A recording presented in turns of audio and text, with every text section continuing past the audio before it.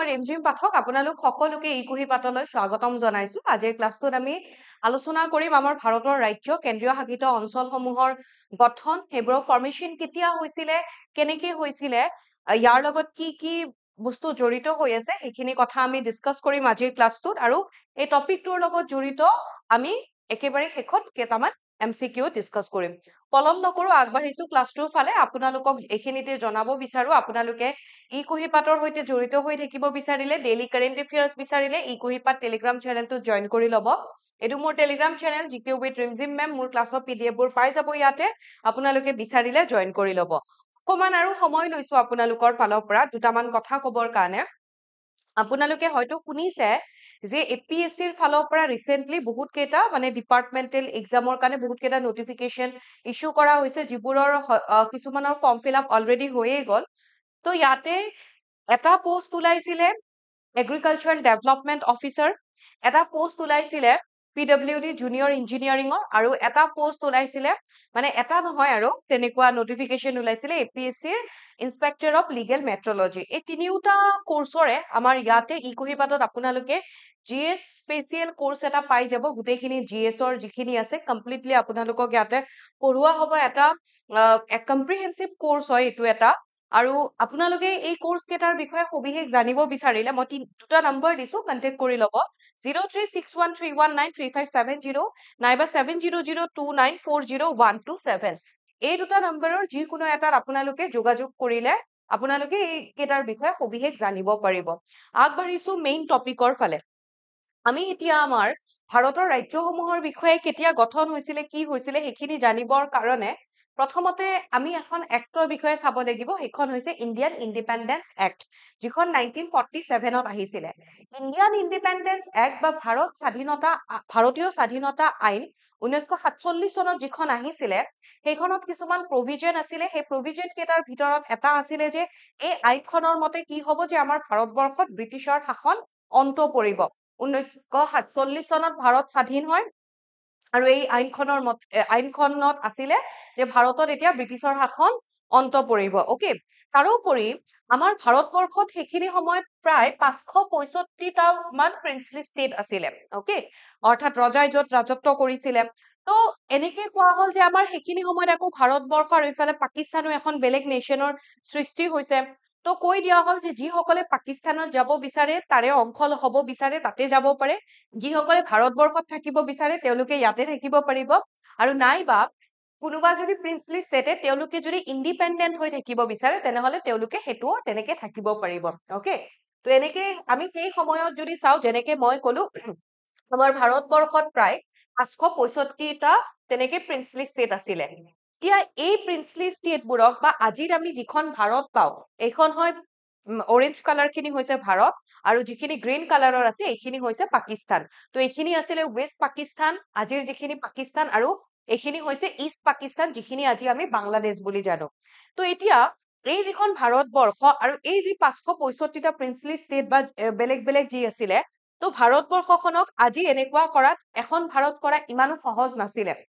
তাৰ ভিতৰত কিছুমান প্ৰিন্সলি ষ্টেটে নিজে নিজে ইচ্ছাই আহি পেলাই ভাৰতৰ অংশ হলে কিছুমান প্ৰিন্সলি ষ্টেট যেনেকুৱাকে আমি যদি চাও হায়দৰাবাদ জুনাগড় কাশ্মীৰ তো তেওঁলোকে বিচৰা নাছিলে ভাৰতৰ অংশ হবৰ কাৰণে আজি আমি যিখন ভাৰত পাও সেই ভাৰতখন কিন্তু আজিৰ এই ভাৰতখন কৰাত কিন্তু ইমান সহজ নাছিলে কিছুমান প্ৰিন্সলি ষ্টেটে ইচ্ছাই আহি পেলাই তেওঁলোকে ভাৰতৰ অংশ হৈছিলে আৰু কিছুমান যেনেকে আমি যদি চাও হায়দৰাবাদ জুনাগড় তাৰপিছত কাশ্মীৰ এইবোৰে ভাৰতৰ তেওঁলোকে ইন্ডিপেন্ডেন্ট হৈ থাকিব বিচাৰিছিলে তো তেনেকুৱাকে হায়দৰাবাদত অপাৰেশন পলো অপাৰেশন এটা চলাই পেলাই তেনেকুৱাকে আৰ্মি অপাৰেশন চলাই হায়দৰাবাদক ভাৰতৰ অংশ কৰা হয় জুনাগড়ত ৰেফাৰেণ্ডাম কৰোৱা হয় অৰ্থাৎ জনমত লৈ পেলাই কোনে ক'ত থাকিব বিচাৰে তাৰে মানুহখিনিয়ে ক'ত থাকিব বিচাৰে কাশ্মীৰতো এগেইন ইয়াতে ইনষ্ট্ৰুমেন্ট অফ এচেছন কৰা হয় ওকে তো এনেকুৱাকে এই ভাৰতখনক এখন ভাৰত গঢ়ি তোলাত এগৰাকী ব্যক্তিৰ বিশেষ ভূমিকা আছে যাৰ নাম হৈছে চৰ্দাৰ বল্লভভাই পেটেল ৰাইট তো ইয়াতে যিখিনি আপোনালোকে পিংক কালাৰৰ দেখিছে এইখিনি প্ৰিন্সলি ষ্টেট আৰু যিখিনি য়েল্লো কালাৰ এইখিনি আছিলে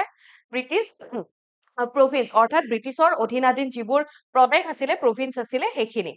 এতিয়া 1950 লৈকে আমি যদি চাও 1947 তো ভাৰত স্বাধীন হল আৰু তেতিয়াৰ পৰা তাৰ পিছৰ পৰা আমাৰ ভাৰতীয় লোকসকলে লিংগুইষ্টিক বেচিছত ভাষাৰ ভিত্তিত এখন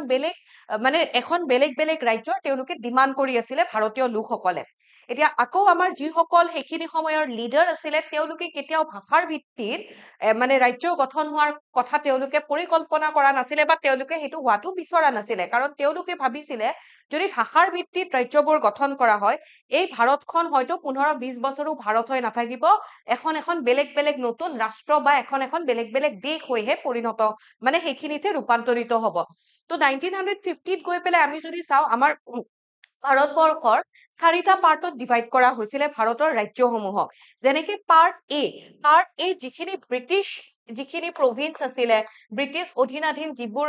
ষ্টেট আছিলে সেইখিনিক পাৰ্ট এত ৰখা হৈছিলে ৰাইট আৰু এতিয়া পাৰ্ট এত আমি যদি চাওঁ অসম বিহাৰ বম্বে মধ্যপ্ৰদেশ মাদ্ৰাজ উৰিষ্যা পঞ্জাব ইউনাইটেড প্ৰভিন্স আৰু ৱেষ্ট বেংগল আছিলে পাৰ্ট বিত ইয়াতে আছিলে যিখিনি প্ৰিন্সলি ষ্টেট অৰ্থাৎ ৰজাই ৰাজত্ব কৰা তেনেকুৱা ষ্টেটবোৰ পাৰ্ট বিত ৰখা হৈছিলে Hyderabad Jammu and Kashmir Madhya Bharat Mysore Patiala in east Punjab Rajasthan Saurashtra Travancore Cochin Vindhya Pradesh okay তাৰোপৰি পাৰ্ট চিত ৰাখিছিলে যিখিনি চিফ কমিশনাৰ এৰিয়া আছিলে তো চিফ কমিশনাৰ এৰিয়া খিনিক ৰখা হৈছিলে পাৰ্ট চি আৰু ইয়াতে আছিলে আজমেৰ ভোপাল বিলাসপুৰ কোচবিহাৰ কুৰ্গ দিল্লী হিমাচল প্ৰদেশ কচ্ছ মণিপুৰ এণ্ড ত্ৰিপুৰা আৰু পাৰ্ট ডিত ৰাখিছিলে আন্দামান এণ্ড নিকোবৰ এইখিনি আছিলে 1950 যিহেতু অলৰেডি মই ক'লোৱে যে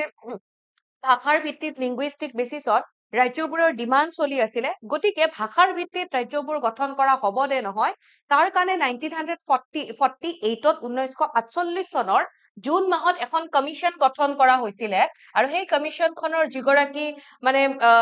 অধ্যক্ষ আছিলে তেওঁৰ নামেৰে ৰখা হয় এছ কে ধৰ কমিশন তো সেই 1948ত এছ কে ধৰ যোন এলাহাবাদ হাইকোৰ্টৰ এগৰাকী ৰিটায়াৰ্ড জাজ আছিলে তেখেতে গোটেইখিনি চাই পেলাই তেখেতে ক'লে যে ভাষাৰ ভিত্তিত ৰাজ্যবোৰ গঠন কৰিব নালাগে ভাষাৰ ভিত্তিত গঠন নকৰি পেলাই আমি ৰাজ্যবোৰ ভৌগোলিক আৰু প্ৰশাসনিক ভিত্তিত ৰাজ্যবোৰক যাতে গঠন কৰা হয় তাৰ পাছত গৈ পেলাই 1900 আকৌ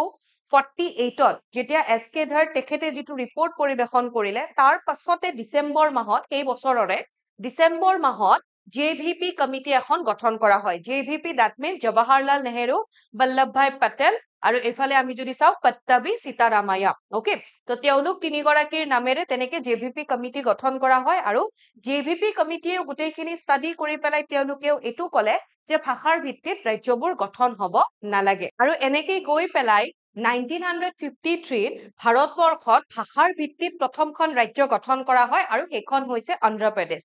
তাৰমানে যিখিনি মাদ্ৰাজ যিখিনি এৰিয়া আছিলে সেই মাদ্ৰাজৰ পৰা যিখিনি তেলেগু ভাষী লোক আছিলে তেওঁলোকৰ কাৰণে এখন নতুন ৰাজ্যৰ গঠন কৰা হয় সেইখন হৈছে অন্ধ্ৰ প্ৰদেশ অৰ্থাৎ ইয়াতে কি হৈছিলে যে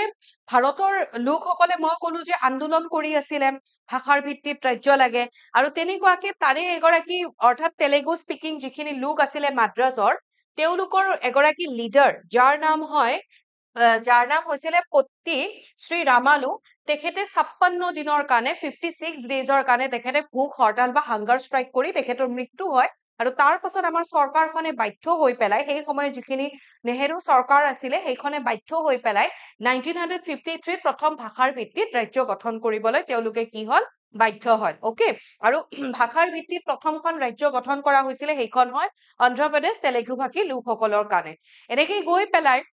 1953 আৰু এখন আয়োগ গঠন কৰা হয় আৰু ইয়াৰে যিগৰাকী চেয়াৰম্যান আছিলে অধ্যক্ষ আছিলে তেখেতৰ নামেৰে কমিশনখনৰ নাম দিয়া হয় ফেজল আলী কমিশন ফেজল আলী কমিশনখনে এইটো ৰিকমেণ্ড কৰিলে যে যিবোৰ ৰাজ্য গঠন হ'ব সেই ৰাজ্যবোৰ ভাষাৰ ভিত্তিতে যাতে গঠন হয় অৰ্থাৎ আমি যদি চাওঁ 1956ৰ 7th কনষ্টিটিউচনেল এমেণ্ডমেণ্ট এক্টৰ দ্বাৰা ষ্টেট ৰিঅৰ্গেনাইজেশ্যন এক্ট লৈ অহা হ'ল অৰ্থাৎ ৰাজ্যৰ পুনৰ গঠন আইন অনা হ'ল আৰু ৰাজ্য পুনৰ গঠন আইনৰ পিছত এইটো কনসিডাৰ কৰা হয় যে ভাষাৰ ভিত্তিত এতিয়া ৰাজ্যবোৰ গঠন কৰা হ'ব ওকে আৰু এনেকৈ গৈ পেলাই আমিতো আগতে দেখিলো যে 1953 অন্ধ্ৰ প্ৰদেশখন গঠন কৰা হৈছিলে কিন্তু পিছত 1956 ষ্টেট ৰিঅৰ্গেনাইজেশ্যন এক্টৰ পিছত বাকি ৰাজ্যবোৰক ভাষাৰ ভিত্তিত তেনেকে গঠন কৰা হয় আৰু এতিয়া আমি 28খন ষ্টেট আৰু 8খন ইউনিয়ন টেৰিটৰি পাওঁ ৰাইট যিটো 4টা যি গ্ৰুপ আছিলে যি চাৰিটা গ্ৰুপত যে গ্ৰুপ এ গ্ৰুপ বি যে ৰাজ্যবোৰক যে ৰখা হৈছিলে এই চাৰিটা গ্ৰুপো abolish কৰি দিয়া হয় একেটাক ৰিমুভ কৰি পেলাই এতিয়া ভাষাৰ ভিত্তিতহে ৰাজ্যবোৰ গঠন হ'ব এতিয়া আমি এটা এটাকে চাই লওঁ আৰু এনেকুৱাকে ষ্টেট ৰিঅৰ্গেনাইজেশ্যনৰ এক্টৰ পিছত সেই সময়তে আমাৰ ভাৰতবৰ্ষত 14খন ষ্টেট অৰ্থাৎ 1956ত যদি চাওঁ 14খন ৰাজ্য আৰু 6খন ইউনিয়ন টেৰিটৰী গঠন কৰা হয় এই 14খন ৰাজ্যৰ ভিতৰত আছিলে Andhra Pradesh Assam Bihar Bombay Jammu and Kashmir Kerala Madhya Pradesh Madras মাইসুৰ Orissa Punjab Rajasthan Uttar Pradesh and west Bengal 6খন union টেৰিটৰীৰ ভিতৰত আছিলে Andaman and Nicobar Delhi Himachal Pradesh Lakshadweep Minicoy and আমেনদিভি island Manipur and Tripura Manipur Tripura Himachal Pradesh আজি এইবোৰ আমি ষ্টেট পাওঁ কিন্তু সেই সময়ত প্ৰথম 1956ত প্ৰথমতে এইবোৰক ইউনিয়ন টেৰিটৰী কেন্দ্ৰীয় শাসিত অঞ্চল হিচাপেহে গঢ়ি তোলা হৈছিলে আৰু পিছত গৈ এনেকুৱা আছে পিছত গৈ পেলাই বিভিন্ন ধৰি লওক সংশোধনৰ জৰিয়তে কনষ্টিটিউচনেল এমেণ্ডমেণ্ট এক্টৰ জৰিয়তে এইবোৰক ৰাজ্যৰ মৰ্যাদা প্ৰদান কৰা হয় তো সময় আছিলে 1960 তো ইয়াতে কি কৰা হল যিখিনি আমাৰ প্ৰথমতে আছিলে এখন বোম্বে বুলিহে এখন ষ্টেট আছিলে তো এই বোম্বে ষ্টেটৰ যিখিনি উত্তৰৰ অংশ আছিলে তাতে গুজৰাটী ভাষী লোক বেছি আছিলে আৰু তেওঁলোকে গুজৰাট মহা আন্দোলনৰ জৰিয়তে তেনেকুৱাকে মানে মহা আন্দোলনত লাগি গল যে ইয়াতে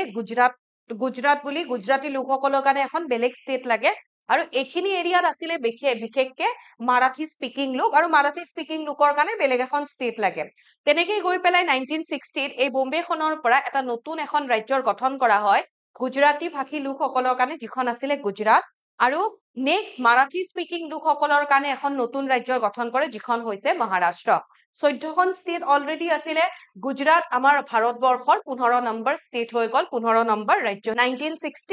এনেকে গুজৰাট আৰু মহাৰাষ্ট্ৰ দুখন আমি এনেকুৱাকে বেলেগ বেলেগ আৰু ষ্টেট পালো তাৰপিছত গৈ পেলাই 1963ত 13 কনষ্টিটিউচনেল এমেণ্ডমেণ্ট এক্ট কৰে 1 ডিচেম্বৰত নতুন এখন ৰাজ্য গঠন কৰে আমাৰ ভাৰতবৰ্ষৰ 16 নম্বৰ ৰাজ্য আৰু সেইখন হৈছে নাগালেণ্ড অৰ্থাৎ 13 নম্বৰ সাংবিধানিক সংশোধনৰ জৰিয়তে এখন নতুন ৰাজ্যৰ গঠন কৰে যিখন হৈছে নাগালেণ্ড অৰ্থাৎ আমাৰ অসমৰে অংশ আছিলে প্ৰথমতে যিখিনি নাগা হিলছ নাগাভাষী লোক আছিলে তেওঁলোকৰ ডিমাণ্ডত গৈ পেলাই এখন নতুন ৰাজ্যৰ গঠন কৰে 16 নম্বৰ ৰাজ্য সেইখন হয় নাগালেণ্ড আৰু সেই সময়লৈকে গোৱা দমন এণ্ড দিউ এইখিনি আছিলে পৰ্তুগীজৰ আণ্ডাৰত আৰু যিখন পণ্ডিচেৰী সেইখন আছিলে ফ্ৰেন্সৰ আণ্ডাৰত তো তেনেকে গৈ পেলাই 1961ত গোৱা দমন এণ্ড দিউ এইকেইখনক আমাৰ ভাৰত চৰকাৰে এটা অভিযান চলাই পেলাই অপাৰেশ্যন এটাৰ জৰিয়তে পৰ্তুগীজৰ পৰা সেইখিনিক অধিগ্ৰহণ কৰিলে এইখন হৈছে গোৱা আমাৰ ভাৰতবৰ্ষৰ স্মলেষ্ট এখন ষ্টেট হয় দমন এণ্ড দিউ আজি ইউনিয়ন টেৰিটৰী হিচাপে আছে এইকেইখন প্ৰথম অৱস্থাত পৰ্তুগীজৰ আণ্ডাৰত আছিলে তো 1961ত পৰ্তুগীজৰ পৰা কেপচাৰ কৰি লয় ঠিক আছে তাৰ পাছত আকৌ কি কৰিলে 1962ত গোৱা দমন এণ্ড দিউ এইকেইখনক ইউনিয়ন টেৰিটৰীৰ মৰ্যাদা প্ৰদান কৰা হয় অৰ্থাৎ 12 নম্বৰ কনষ্টিটিউচনেল এমেণ্ডমেণ্ট এক্টৰ জৰিয়তে 1962ত এইকেইখনক ইউনিয়ন টেৰিটৰী মৰ্যাদা প্ৰদান কৰে আৰু এইফালে মই যেনেকৈ কলো যিখন পণ্ডিচেৰী আছিলে পণ্ডিচেৰীখন ফ্ৰেন্সৰ আণ্ডাৰত আছিলে তো এইফালৰ পৰা গোৱা দমন এণ্ড দিউ ললে পৰ্তুগীজৰ পৰা পণ্ডিচেৰীখন একে সময়তে ফ্ৰেন্সৰ পৰাও তেনেকে লৈ লোৱা হল কিন্তু পিছত গৈ পেলাই আমি আজি কি দেখা পাওঁ যে গোৱাখন আজি আমাৰ ভাৰতৰ এখন ৰাজ্য তো 1987ৰ 30 মেত গোৱাখনক ভাৰতৰ এখন ৰাজ্যৰ মৰ্যাদা প্ৰদান কৰে এইখিনি মনত ৰাখিব ওকে পিছত আকৌ আমি দেখিম এইখিনি তো এনেকে পালো নাগালেণ্ড আমি 16 নম্বৰ ৰাজ্য হিচাপে পালো তাৰ পিছত আমি ইয়াতে পাওঁ আন এখন ৰাজ্য যিখন হৈছে হাৰিয়ানা অৰ্থাৎ 1966ত আহে পঞ্জাব ৰিঅৰ্গেনাইজেশ্যন এক্ট 1966ত যিখন পঞ্জাব ৰিঅৰ্গেনাইজেশ্যন এক্ট আহে যিখিনি পাঞ্জাব ইয়াতে আপোনালোকে যদি চাই যিখিনি পাঞ্জাব এই গোটেইখিনি পাঞ্জাব হিচাপে আছিলে তো এইখিনি কি কৰা হয় পাঞ্জাবৰ পৰা এইখিনি হিমাচল প্ৰদেশ এইখিনি আৰু এইখিনি অংশ হিমাচল প্ৰদেশ হিচাপে তেনেকুৱাকে প্ৰথমতে এখন ইউনিয়ন টেৰিটৰীৰ মৰ্যাদা প্ৰদান কৰা হৈছিলে পাঞ্জাবৰ পৰা আকৌ ইফালে এইখিনি পাঞ্জাবে আছে তাৰপাছত হিমাচল প্ৰদেশ আৰু এইখন ইফালে দিল্লী তাৰপাছত আকৌ গৈ পেলাই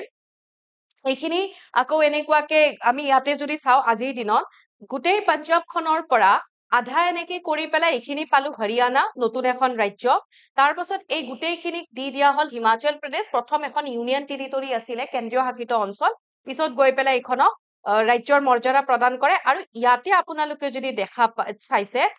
এইখন হৈছে চণ্ডীগড় ৰাইট তো চণ্ডীগড় হৈছে এখন ইউনিয়ন টেৰিটৰী তো ইয়াতে আমি এবাৰ চাইলো যিখন পঞ্জাব আছিলে মেপত গম পালে আপোনালোকে পঞ্জাবখনৰ পৰা 17 নম্বৰ ৰাজ্য হিচাপে আমি ক'ব পাৰো এখন হিন্দী ভাষী লোকসকলৰ কাৰণে এখন নতুন ৰাজ্যৰ গঠন কৰা হয় সেইখন হৈছে হৰিয়ানা আৰু পঞ্জাবটো আছে তো পঞ্জাবৰ পৰাহে কাটি হৰিয়ানা আনিছিলে তো বাকি অংশখিনিত যিখিনি পঞ্জাবী স্পিকিং লোক আছিলে তেওঁলোকৰ কাৰণে পঞ্জাব আৰু এই পঞ্জাব আৰু হৰিয়ানাৰ এখন কমন কেপিটেল ৰাখিলে সেইখন হৈছে চণ্ডীগড় তো পঞ্জাব আৰু হৰিয়ানাৰ কমন কেপিটেল হৈছে চণ্ডীগড় আৰু হিমাচল প্ৰদেশ সেইখন যিখিনি হিলি এৰিয়া পাহাৰীয়া অঞ্চল আছিলে সেইখিনি হিমাচল প্ৰদেশ এখন ইউনিয়ন টেৰিটৰী হিচাপে ৰখা হল আৰু এনেকে গৈ পেলাই আমি যদি চাও 1971ত হিমাচল প্ৰদেশক এতিয়া আৰু হিমাচল প্ৰদেশ কোনো ইউনিয়ন টেৰিটৰী নহয় 1971ত হিমাচল প্ৰদেশক ৰাজ্যৰ মৰ্যাদা প্ৰদান কৰা হয় ওকে হিমাচল প্ৰদেশে ৰাজ্যৰ মৰ্যাদা লাভ কৰে 1971 চনত এনেকে গৈ পেলাই 1972ত কি কৰা হল প্ৰথম মই কি কৈছিলো যে যিখন মণিপুৰ আমি অকমান আগতে দেখিছিলো যিখন মণিপুৰ আৰু ত্ৰিপুৰা আছিলে এই ত্ৰিপুৰা আৰু মণিপুৰ প্ৰথম ইউনিয়ন টেৰিটৰী আছিলে কেন্দ্ৰীয় শাসিত অঞ্চল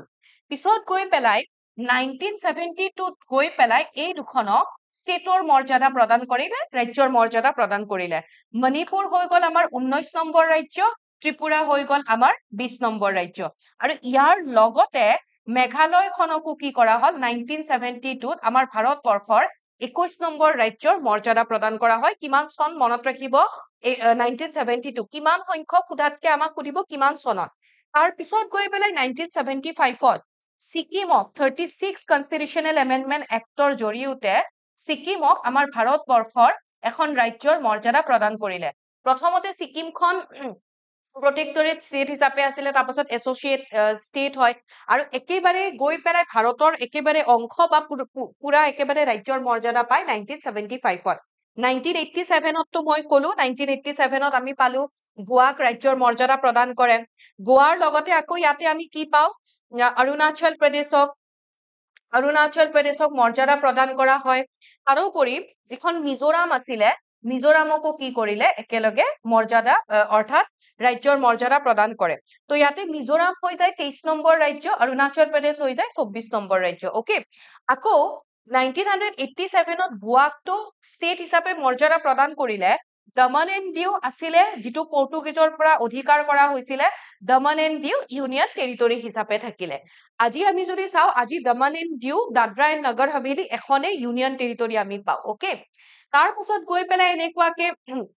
আকৌ তিনিখন নতুন ৰাজ্যৰ গঠন কৰা হয় যিখিনি আমি আমাৰ ছত্তীশগড় আজি এখন ৰাজ্য পাওঁ উত্তৰাখণ্ড পাওঁ ঝাৰখণ্ড পাওঁ ছত্তীশগড়খন মধ্যপ্ৰদেশৰ পৰা কাটি আনি পেলাই ছত্তীশগড় এখন নতুন ৰাজ্যৰ গঠন কৰা হয় তাৰ পাছত যিখিনি উত্তৰ প্ৰদেশ সেইখন উত্তৰ প্ৰদেশৰ পৰা উত্তৰাখণ্ড এখন নতুন ৰাজ্যৰ গঠন কৰে প্ৰথম অৱস্থাত উত্তৰাঞ্চল বুলি জনা গৈছিলে আৰু ঝাৰখণ্ড হৈছে যিখিনি বিহাৰৰ পৰা অকমান এৰিয়া এটা কাটি এখন নতুন ৰাজ্য ঝাৰখণ্ডৰ গঠন কৰা হয় ওকে আৰু তাৰ পিছত গৈ পেলাই আমাৰ ভাৰতবৰ্ষৰ আমি 29 নম্বৰ ৰাজ্য অৰ্থাৎ 29 আমি যদি চাওঁ ভাৰতত আজি আমাৰ ভাৰতৰ মুঠ ৰাজ্যৰ সংখ্যা 28 কিয় হয় মই কৈ আছো কিন্তু এইখন হৈছে 29 ষ্টেট তেলেংগানা অন্ধ্ৰ প্ৰদেশৰ পৰা কাটি আনি পেলাই এটা ভাগ কাটি আনি পেলাই এইখিনি কি হয় তেলেংগানা ৰাজ্যখনৰ গঠন কৰা হয় যিখন আমাৰ ভাৰতৰ 29 নম্বৰ ৰাজ্য আকৌ কি হয় প্ৰথম অৱস্থাত আমি কি পঢ়িছিলো যদি আপোনালোকৰ মনত আছে জম্মু এণ্ড কাশ্মীৰখন ইউনিয়ন টেৰিটৰীত আছিলে জম্মু এণ্ড কাশ্মীৰখন এখন ৰাজ্য আছিলে কি পঢ়িছিলো আমি তো ইয়াতে চাওক মই যেতিয়া ষ্টেটৰ কথা কৈছিলো আপোনালোকক জম্মু এণ্ড কাশ্মীৰ এখন কি আছিলে ষ্টেট আছিলে ৰাজ্য এখন আছিলে কিন্তু পিছত গৈ পেলাই 2019ত শুনিছে আপোনালোকে 2019ত ইয়াতে যিটো আৰ্টিকল 370 আছিলে আৰ্টিকল 370 ইয়াৰ পৰা গুচাই দিয়া হয় আৰু গুচাই পেলাই জম্মু এণ্ড কাশ্মীৰক দুখন ইউনিয়ন টেৰিটৰীত গঠন কৰা হয় তো 2014ত গঠন হৈছিলে তেলেংগানা 2014 লৈকেতো 29 ষ্টেট হ'ব কাৰণ জম্মু এণ্ড কাশ্মীৰ তাতে আছে এইবাৰ কি কৰা হ'ল জম্মু এণ্ড কাশ্মীৰখন ষ্টেট হৈ নাথাকিল এখন ষ্টেট গুচি গলে কেইখন ষ্টেট থাকিলে ভাৰতবৰ্ষত 28খন বাট নাম্বাৰ হিচাপত কিন্তু এখন 29 নম্বৰ ৰাজ্য হয় আকৌ জম্মু এণ্ড কাশ্মীৰখনক যেনেকে কলো ৰাজ্যৰ পৰা গুচাই পেলাই দুখন ইউনিয়ন টেৰিটৰীত বিভক্ত কৰা হ'ল এখন Jammu and Kashmir union territory আৰু আনখন কি হয় লাডাখ ৰাইট কেতিয়া কৰা হৈছিলে 2019ত মনত ৰাখিব ইয়াৰ পৰা আৰ্টিকল 370 যেতিয়া গুচোৱা হৈছিলে তো ইয়াতে গোটেইখিনি দিয়াই হৈছে মেপত আপোনালোকে চাব পাৰিব ভালকে ষ্টাডি কৰিব পাৰিব তো যিখিনি উত্তৰাঞ্চল কলো উত্তৰ প্ৰদেশৰ পৰা এইখিনি ধৰি লওক উত্তৰ প্ৰদেশ তো উত্তৰ প্ৰদেশৰ পৰা এইখিনি প্ৰথম অৱস্থাত উত্তৰাঞ্চল বুলি কোৱা হৈছিলে আজি আমি কি বুলি জানো উত্তৰাখণ্ড বুলি জানো ৰাইট তাৰ পাছত এইখিনি সম্পূৰ্ণ আছিলে বিহাৰ বিহাৰৰ পৰা আধা কাটি পেলাই এইখিনি বনাই দিয়া হল ঝাৰখণ্ড মধ্যপ্ৰদেশৰ পৰা কাটি পেলাই কি বনাই দিয়া হল ছত্তীশগড় ঠিক আছে ওকে সো এইখিনি ইয়াতে মেপত দিয়া হৈছে তাৰোপৰি 2000 এইখিনি গোটেইখিনি আছিলে অন্ধ্ৰপ্ৰদেশ এই গোটেইখিনি অন্ধ্ৰপ্ৰদেশ আছিলে অন্ধ্ৰপ্ৰদেশৰ পৰা এটা পাৰ্ট এনেকে কাটি নি পেলাই সেইখিনি 29 নম্বৰ ষ্টেট 29 নম্বৰ ৰাজ্য সেইখন কি কৰি দিয়া হল তেলেংগানা আৰু এইখন আছিলে পুৰা জম্মু এণ্ড কাশ্মীৰ এখন ষ্টেট আছিলে পিছত গৈ পেলাই ইফালে লাডাখ আৰু এনেকে জম্মু এণ্ড কাশ্মীৰ আমি দুখন ইউনিয়ন টেৰিটৰি পাও ওকে এতিয়া আমিতো দেখিলো 29 ষ্টেট কেনেকে ফৰ্মেশন হল আমি সেইখিনি পালো এতিয়া আমি যদি ইয়াতে ইউনিয়ন টেৰিটৰি কেইখন চাও আমাৰ ভাৰতবৰ্ষত আজি কেইখন ইউনিয়ন টেৰিটৰি পাও আমি 8খন ইউনিয়ন টেৰিটৰি পাও ৰাইট তো সেই 8খন ইউনিয়ন টেৰিটৰিৰ ভিতৰত আন্দামান এণ্ড নিকোবৰ অলৰেডি আছিলে দিল্লী আছিলে সো লক্ষদ্বীপ মিনিকয় অমনদ্বীপে এইকেইখন আজি যি আমি লক্ষদ্বীপ হিচাপে যি পাও তো এইখন অলৰেডি আছিলে ৰাইট পিছত গৈ পেলাই মণিপুৰ ত্ৰিপুৰাক ৰাজ্য কৰি দিয়া হল তো আমি ইয়াতে যদি চাও 1 2 3 আমি এনেকে এইকেইখন আমি ইউনিয়ন টেৰিটৰি অলৰেডি আমি পাইছো তাৰোপৰি জম্মু এণ্ড কাশ্মীৰ মই কলো 2019ত জম্মু এণ্ড কাশ্মীৰৰ পৰা ইফালে জম্মু এণ্ড কাশ্মীৰ আৰু লাডাখ দুখন ইউনিয়ন টেৰিটৰি কৰি দিয়া হল তো কি পালো 4 আৰু 5 মই নাম্বাৰ হিচাপতে কৈছো দে সিৰিয়ালি কোৱা নাই কি কৰা হল যে 1961ত কি কৈছিলো 1961ৰ 10 নম্বৰ কনষ্টিটিউচনেল এমেন্ডমেন্ট এক্ট আহে আৰু ইয়াৰ জৰিয়তে দাদৰা এণ্ড নগৰ হাভেলী কি কৰা হয় যে পৰ্তুগীজৰ পৰা ক্যাপচাৰ কৰা হয় ৰিক্যাপচাৰ কৰি লয় আৰু কৰি পেলাই কি কৰিলে যে 1961ত দাদৰা এণ্ড নগৰ হাভেলীক ইউনিয়ন টেৰিটৰিৰ মৰ্যাদা প্ৰদান কৰে দেন 1962ত পণ্ডিচেৰী আমি দেখিলো ফ্ৰেন্স সকলৰ পৰা অধিগ্ৰহণ কৰি পেলাই পণ্ডিচেৰীক এখন ইউনিয়ন টেৰিটৰিৰ মৰ্যাদা প্ৰদান কৰা হয় তাৰপিছত এইফালে 1966ত আকৌ কি কৰিলে চণ্ডীগড় এইফালে পাঞ্জাবৰ কথা কৈছিলো পাঞ্জাবৰ পৰা চণ্ডীগড় পালো আমি চণ্ডীগড় হাৰিয়ানা আৰু পাঞ্জাবৰ কমন কেপিটেল আছিলে চণ্ডীগড় আৰু এইফালে 1987ত